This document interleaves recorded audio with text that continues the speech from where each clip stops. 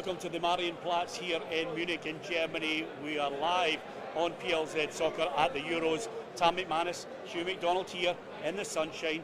Tartan Army in the background. They've been drinking for hours. I'm slightly worried about that. I'm worried about the team, but you're going to relax my nerves, Hugh, because we're starting to feel good because we're getting closer to the gala that is the European Championships, and we're involved in the opening match again.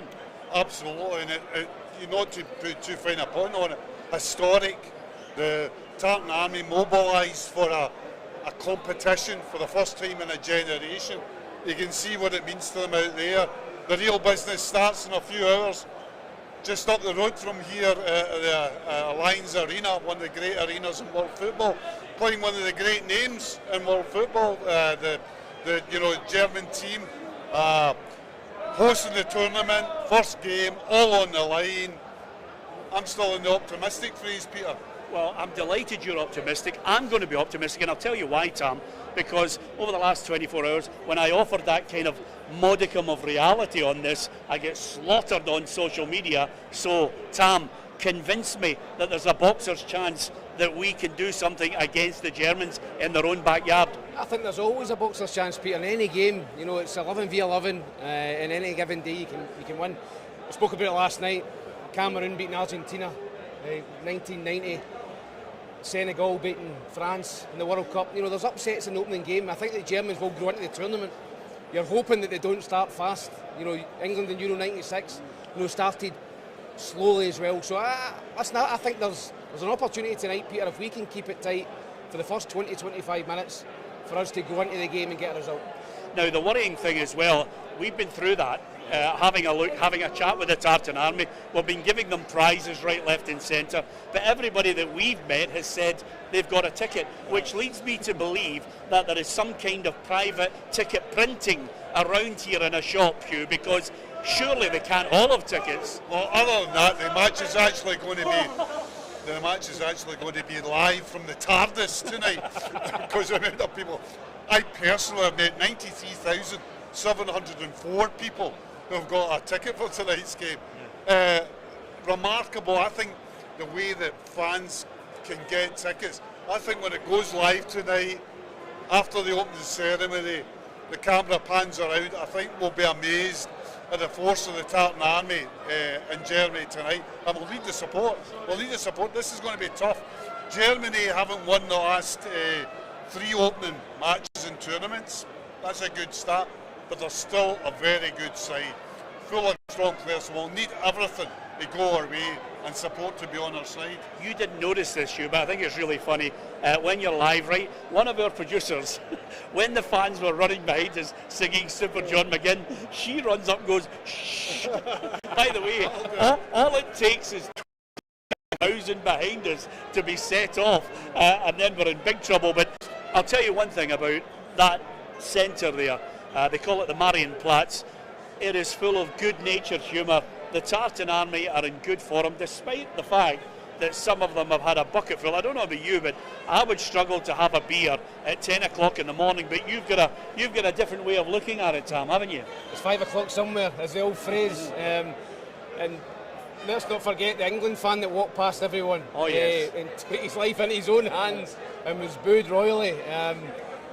Listen, the spirits are great. German fans, Scotland fans, all mixing together. Great atmosphere, no edge to it, as Hugh said earlier, and all looking forward to a great evening. Yeah, absolutely. And now Anne is trying to shush away the German fans. Let them walk in, we don't mind, it's fine, it's live, it's their country, we're just visiting. I can't believe it, it's unbelievable.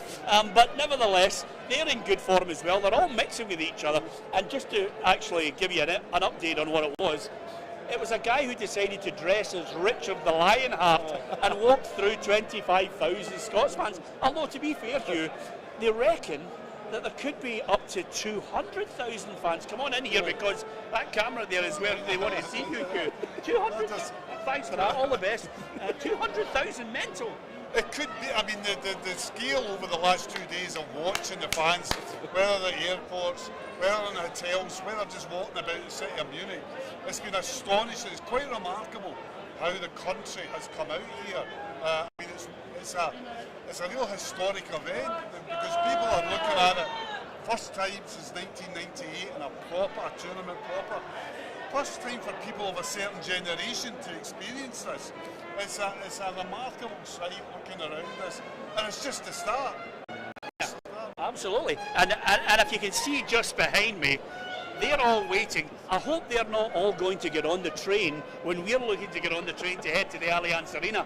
One thing I would say about this, Tam, there has to be this kind of modicum of reality. I have to offer it. I'm not a killjoy. There's 90. I know, but there's 90,000 fans in the Allianz Arena.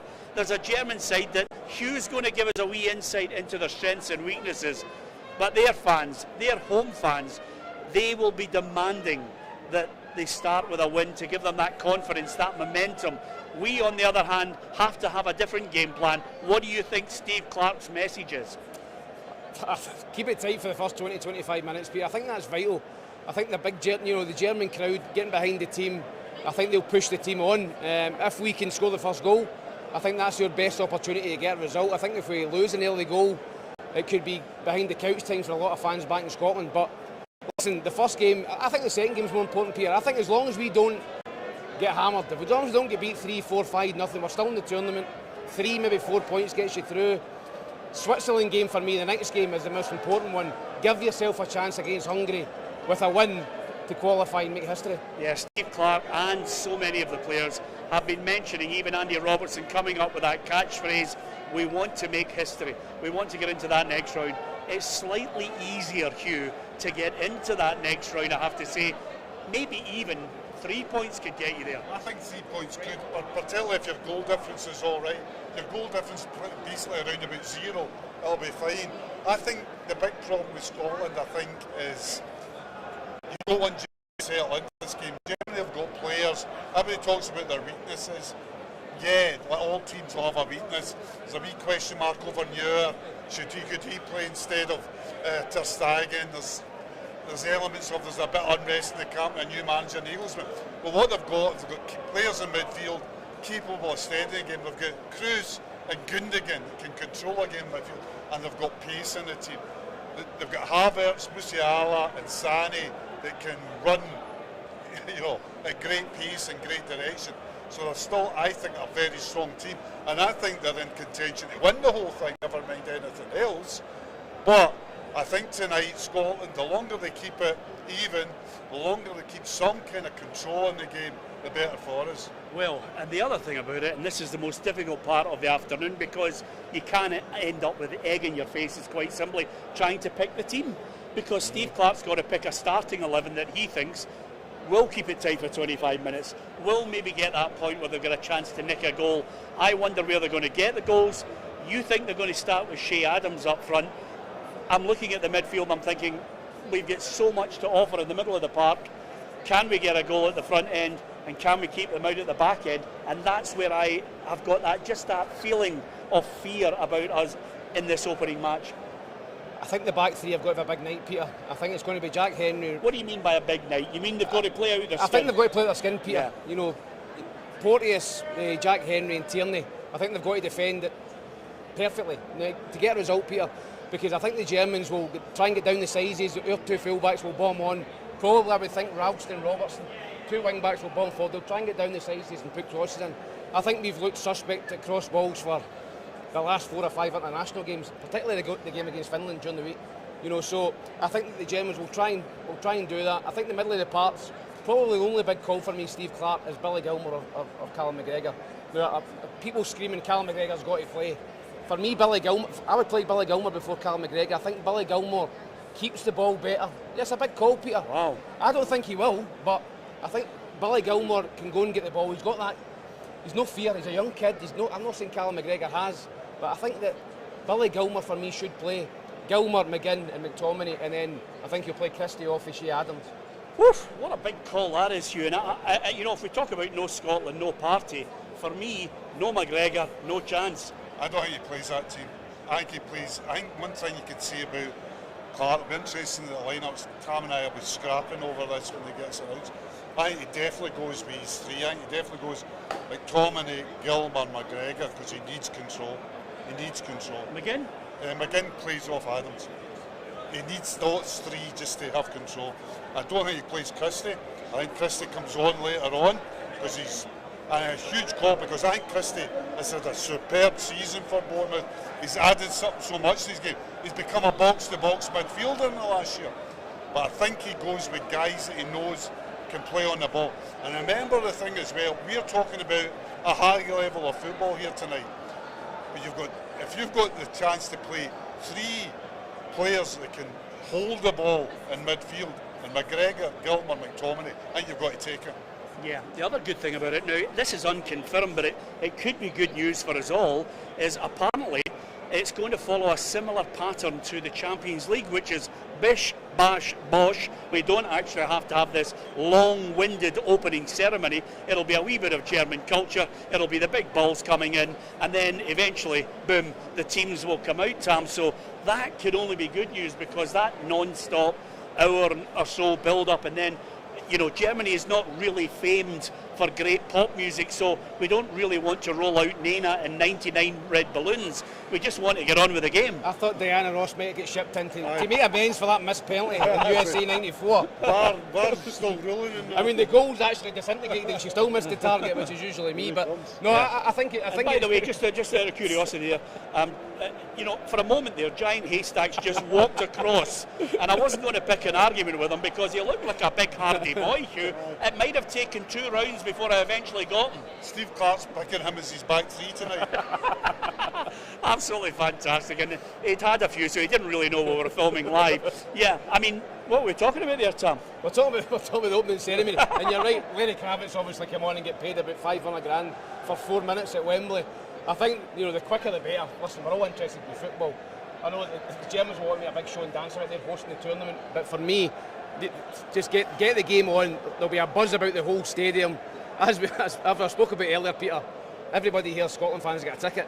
So I'm interested to see the percentage of actually German and Scotland fans in the stadium. Yeah, another thing I was just going to say to you is, as I move Hugh to the back there, you can see right through the middle there, this is Marienplatz in Munich in Germany, and it's absolutely mobbed, and the Scotland fans are singing Flower of Scotland.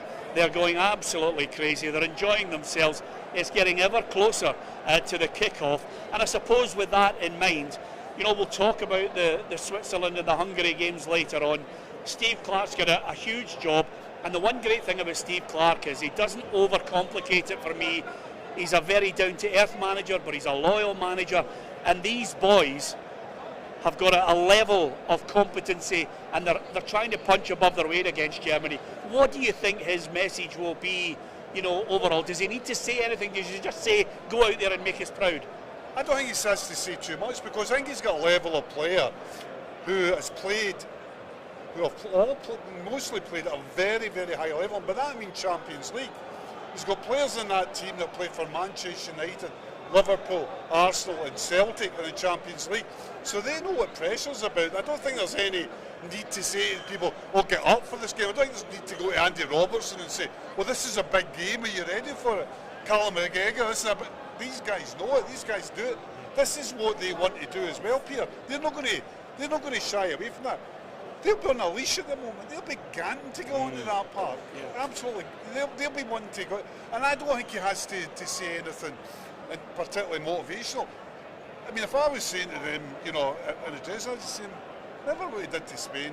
Yeah. That's what I'd be saying as they went out the door. Yeah, absolutely. And with that in mind, I don't know if you've noticed, but when you stand in the same position for quite a long time, I'm doing Tam's warm-up from Falkirk when he was a sub, just to see as he was about to come on, because it's starting to cramp up. And as you can see in the background there, we're getting ever closer to getting towards the Allianz Arena. We're going to be heading there.